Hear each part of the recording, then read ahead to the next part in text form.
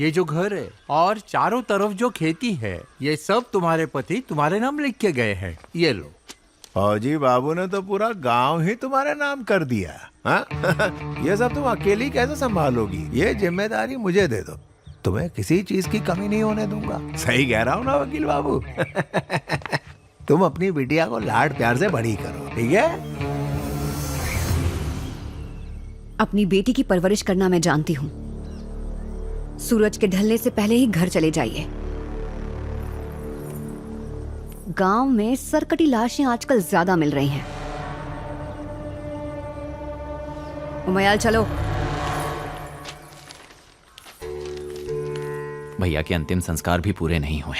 खाना दिखा नहीं कि गीदड़ की तरह ऊपर मंडराने आ गए। आपको तो इंसान कहते हुए भी शर्म आती है। हमसे उम्र में छोटे, अब हमें सिखाएंगे? रुको अरुण राव, रुको। ए पांडी, तुम जाओ अपना काम करो। क्या हो रहा है ये सब?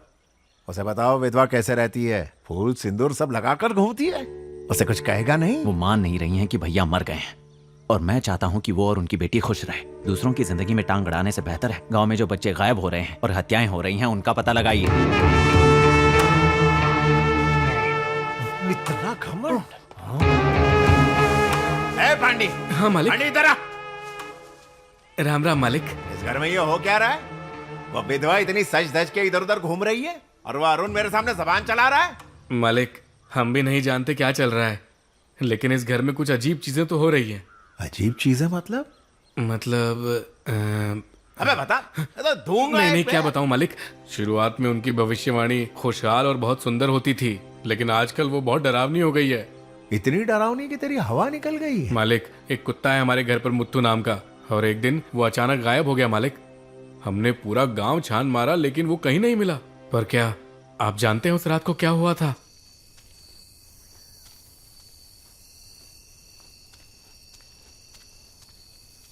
मुत्तू, मुत्तू, मुत्तू, मुत्तू, मुत्तू, मुत्तू, मुत्तू,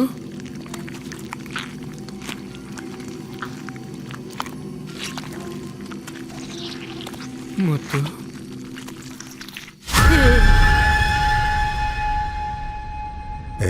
तू जो बोल रहा है वो सही है ना? मेरी बीवी की कसम खाता हूँ मालिक, वो सिर्फ कुत्ते की चीखें नहीं थी, बच्चों की चीखें भी सुनाई दे रही थी। मतलब वो जो बच्चे हमारे गांव से गायब हुए थे उसके पीछे यही है। ओह, ये सब सुन के तो मेरी गिग्गी बज गई।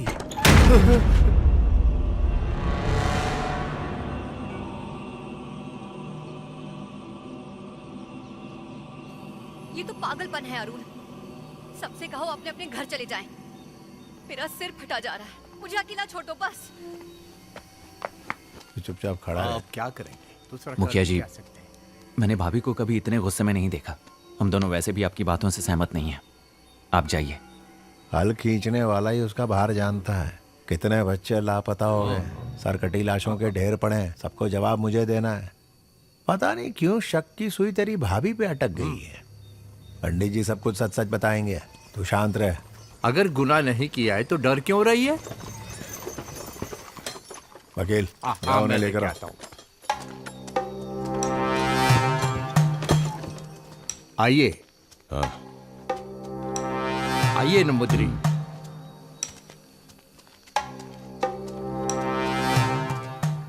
कहाँ है वो लड़की? भाभी अंदर हैं। चलो अंदर।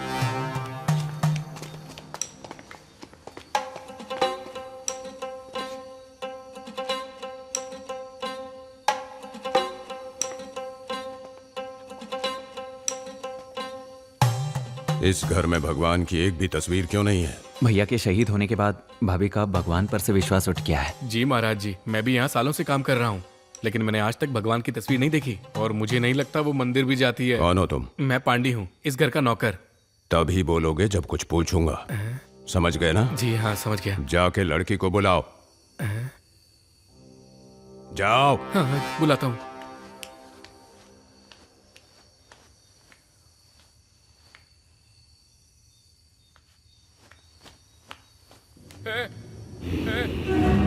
जाओ यहाँ से, मुझे दर्द हो रहा है। क्या कर रही हो? छोड़ो मुझे। कोई बचाओ मुझे।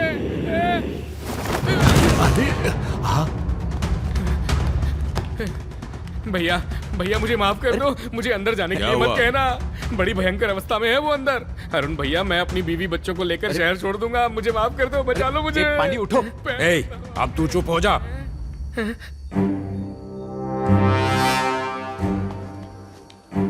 ए, छोड़।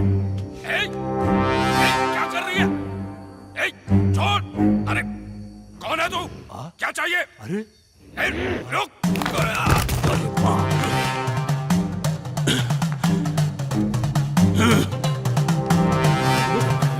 ह्रीं क्लीं सर्वा कृष्णावससि कृंग वदने मगा वदने महाभैरवी परहर्म विध्वंस।